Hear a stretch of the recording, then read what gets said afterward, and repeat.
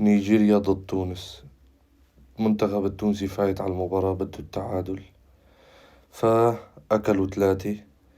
والمنتخب النيجيري آخذ المباراة بالطول والعرض، فقال لك المنتخب التونسي لا، لازم نهاجم، لازم نجيب على الأقل هدف ولا 2، المهم يعني لحفظ ماء الوجه ما نطلع بفضيحة. سجلوا هدفين، وطبعا كله بسبب المدرب هذا العبقري جوارديولا تونس، سامي طرابلسي.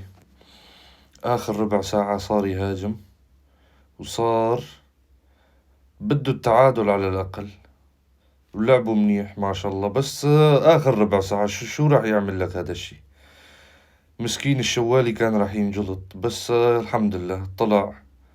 ما طلع المنتخب التونسي بفضيحة. 3-0، 3-0 يا سامي طرابلسي، ما بتخاف الله؟